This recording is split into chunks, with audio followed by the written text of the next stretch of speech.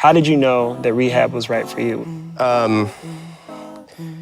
Because I was strung out on heroin. I think that rehab has become accepted as the best and most wonderful thing you can do for somebody. Go to rehab, especially expensive rehabs, because that should be the best because it's so expensive. And of course it isn't so. Are poor people just straight up fucked? No, you might be better off. I think rich people are straight up fucked. Are you gonna do this mentally when you're out in the real world? Probably not. You know how hard it is to find a psychiatrist that's just not going to pass out psych meds like their Pez candy? It's almost next to impossible to find that. It's like going to a barber shop and saying, you know, I want to find a guy at a barber shop who doesn't cut hair. We are falling behind. If you look at any other field of medicine, they are far advanced than addiction medicine. She said the Brandon was not in any danger. He was safe, you know, that the nurse is monitoring the levels, and she dies the next day.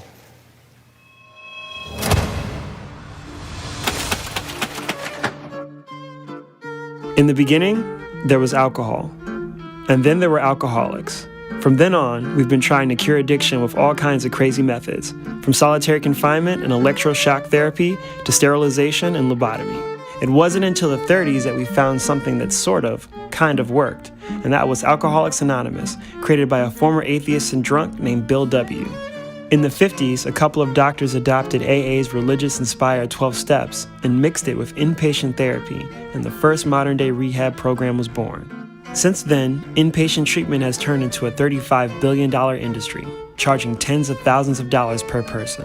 This treatment model has become seen as the gold standard thanks to its glamorization in popular culture by shows like Intervention and Celebrity Rehab. But is it really worth the money? Drug abuse is on the rise in the U.S., creating a dire need for effective treatment. We took a trip to what is known as Rehab Riviera in Malibu, California, the hotbed of the country's most elite non-hospital rehab centers, to find out what these places have to offer. In order to justify the huge charges from $30,000 to $90,000 a month for rehab, they couldn't very well just say, we're going to give you the same thing you can get for free in a church basement. And they were in competition with each other. So they became like spas, as they are today. They just added things that they could say was part of their program without any evidence whatsoever that any of these things did anything. This is Dr. Lance M. DODES. He's an expert and critic of the rehab industry who worked for years as the director of substance abuse treatment at Harvard University's McLean Hospital. Yep. Remember the Muppets used to do that? Yep. The famous cases we hear about, the celebrities who go in and out of these expensive Malibu places, they go in 8, 9 times, and we all blame them. We say, what's the matter with these people? They can't stay with the program. No one says maybe the treatment is lousy, which it is, of course. It just won't work for them. We're here at CLIFFSIDE, Malibu, one of the nation's top rehab centers. Apparently Lindsay Lohan went here. We're gonna talk to the founder, Richard TAITE, about how the rich recover from their addictions. So this is our fruit orchard, Billy. 70 trees, all organic. This is where we do a lot of our intimate groups, right? So it's sweet, right? It's adorable. This was actually my room when I lived here, hence the raffia walls. I think this is just bitching, right? I think it's just cool. Very nice, guys. Very nice. Thank you. This is a single room, okay? The cost is $73,000 a month. And this is what it is. When you got over your addiction and went into recovery, were you in a facility similar to this? No, I wasn't. But understand that that's why it took me 3 years to get sober. Okay. Right? What we're doing here is we're trying to save somebody 3 years. So if someone comes to CLIFFSIDE, you can say you're going to recover faster. Is that something you guys could guarantee? Or? Way faster. In fact, we do have a guarantee. What's the guarantee? That's great, yeah. I get a lot of flack for it, too, because people go, you can't guarantee sobriety. They're right, I can't. At CLIFFSIDE Malibu, our treatment program is so successful, we guarantee it. How does it differ from the 12-step? 12-step is in treatment. Okay. 12-step is a support group. 12-step basically asks, what was my part in this, right? And therapy is uncovering what the... Guys? So would you say that what a lot of people are paying for when they put their money down to stay at this place is the holistic aspect? It's not necessarily the medical aspect, but more of like the pools and the, you know, the bocce ball and No, it's everything. Okay. It's what you get, listen, $73,000 sounds like a lot of money, but if you go to the Four Seasons for 30 days, okay, that's gonna be 40 grand. Right. Okay, what did you get? Was there any life-changing thing going on there? Everything that we've done here is mindful. It only seems like horseshit to people that don't know better. But you don't have to know better, bro, because your life didn't depend on it. You didn't go through it. But if your life did depend on it, you'd say to yourself, okay, this is the only place I would go because this guy actually gives a fuck. Where are your patients at today? I don't know. Where are they? Where'd they go? No, you're not. Rob's not here. I have no idea. Okay. I have no idea. They probably went to whatever they did. There's a therapeutic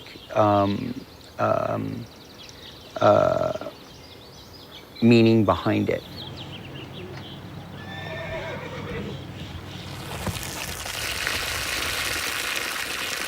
So he definitely feels really comfortable with you.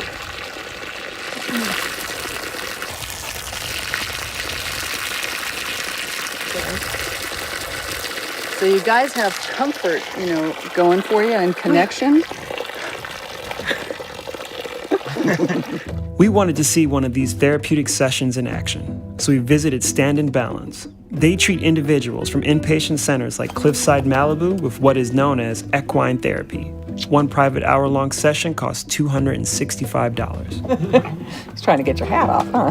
No, you can't have your hat. This is Megan. She's a recovering addict who's fighting hard to stay sober. So it kind of reminds me of my mom a lot. How so? I feel that my mom's one of a kind. Okay. Is it all right if we call that mom now? Yeah, I don't care. Okay. She's only 23 years old, and this is her third time in a rehab program. Why do you think the treatment that you're getting is going to be the key to your recovery? Like, what about it gives you the hope that you can break your addiction? Well, because this place is not, 12-step based, and I feel that I can find the power within myself. And I know it is my third time, and people might think, well, if it's your third time there, then why aren't you clean? Okay. Do you feel the difference? Yeah. But the way I look at it is, it's my third time because of choices that I've made. And that was my mistake. And so I think by staying out here, and having the support is what I need to do. I'm just gonna stick with it this time and not go running back home. It's beautiful.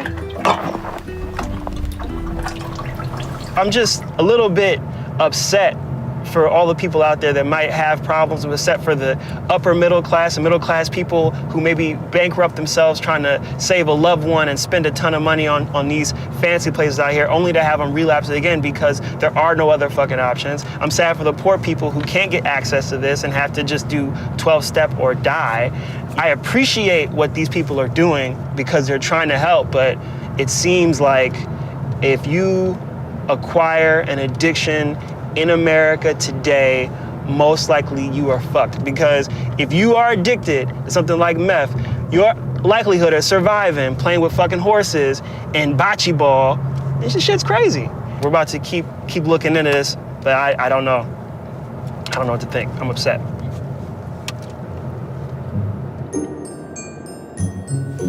I get my eyes examined like all the time though. That's good. That's good. I'm wearing contacts right now. Now follow my finger only with your eyes. Only to your eyes, only to your eyes. We are for-profit organization, okay? This is not a non-profit organization. Right. So I have to be honest with you. So when you are in a business for profit, sales is involved. So you sometimes sell people on the treatment. Of course you have to sell your treatment because there's so much competition, right? Look at the hospitals. Majority of the hospitals are what? For profit. Right. Only the county hospitals are non-profit. right? Right. So And healthcare is fucked up. it's well, You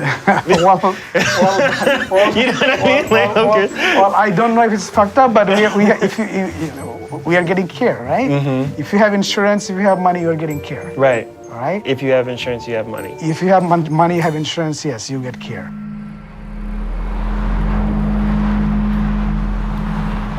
Are poor people just straight up fucked? Like if you're poor and impoverished, No, you might be better off. I think rich people are straight up fucked. Really? Well, because 'cause rich people are by easier, these. kinder ways. They choose the bullshit programs usually, and the rich people, in my opinion, they're looking for special care. This is not about being special. It's about shutting up, sitting down, stop the bullshit, be a person, nothing special, let's go. You get special treatment, you end up not with good outcomes. Michael Jackson got special treatment. Do you think as long as we have privatized treatment that's like for profit and making money, that there will always be sort of these carnivorous people out there taking advantage of people in their most desperate? There's always been people like that, so I imagine there always will. It's one of the reasons I'm out of the field right now. I'm so devastated by what's happening. It's too painful. It's too painful. And then my patients, work hard with them, and they get sucked into these things that are offering whatever, that are gratifying. Remember, I started by saying things shouldn't be gratifying. Right. Same thing's true for the family. It's hard work. It's so hard, it's so painful. That's the only thing worse than being the addict, is being the family member. Because really what you have to do is sit by while that person's on the high wire, and they're about to fall off, and you have to just sit by and pray to God that that doesn't end up in disaster. If she wants to keep them around. I brought some pictures of Brandon. Oh, absolutely. But we can get you a This is Ted Jacques. His son Brandon was an alcoholic and bulimic who died of complications related to his eating disorder while in treatment. Brandon was first admitted to a rehab center in Arizona called Sober Way Home that guaranteed they could treat his dual diagnosis. After taking the family's money, however, Sober Way Home advised that Brandon should be moved to an even pricier treatment facility in California called Morningside Recovery. Looking back on it now, it's like, was this planned? To get to 30 days here, Right. and then move somewhere else, and then move somewhere else. But we felt real comfortable with Sober Way Home when we were out there, when we went out there, and we trusted them. We seen the results. We seen Brandon was doing good there, and we put a lot of faith in their recommendation. And now you found that there was a financial agreement between Sober Way and Morningside? Well, there's something there. You can call it what you want. I think most would call it a kickback. To verify Ted's accusations of a secret kickback, we reached out to Morningside several times. We even made a trip out to their head office to see if they'd be willing to set up a meeting. Yeah, we just want to have an interview. But they reneged on the interview and haven't responded to our requests since. So we went behind their backs and found someone who would talk. A former employee of Morningside agreed to speak to me under the condition of anonymity. Due to the litigation involved with their former employer's practices, they told me, quote, they were making referrals back and forth between a Sober Way and Morningside. You refer a client to Morningside and they pay a 10% fee of what they get paid.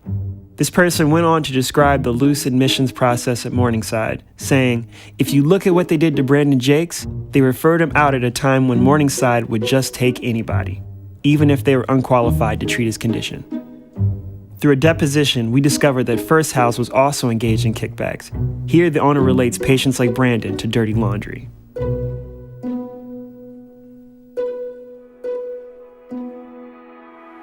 We finally got in to see David Gates. I said, I want to see where Brandon was staying.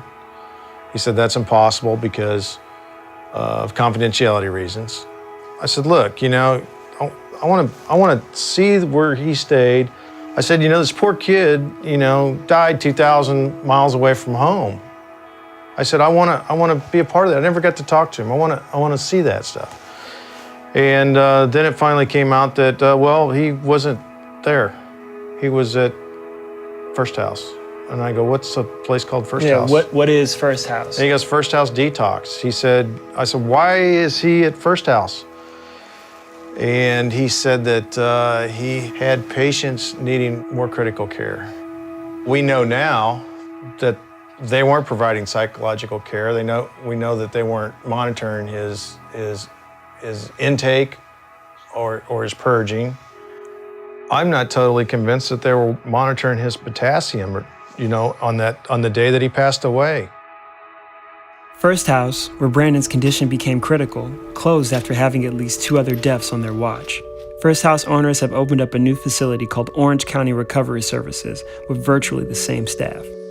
Morningside lost his license for detox due to numerous regulatory violations, but still runs quasi-legal addiction treatment programs in Southern California. The Jacques reached a settlement with Morningside Recovery for $3.7 million. They are currently pursuing a wrongful death suit against a Soberway Home and First House Detox.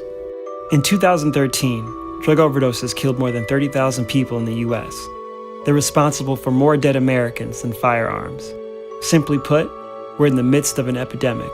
And after taking a good hard look at what many Americans see as the best treatment money can buy, it's clear that our best just isn't cutting it. There are many people who work in the high-end rehab world with the best intentions, but as Dr. Mohammed told me inside his swanky addiction center, they don't offer treatment, they sell it. It's not good intentions that fuel this $35 billion industry, it's dollar signs.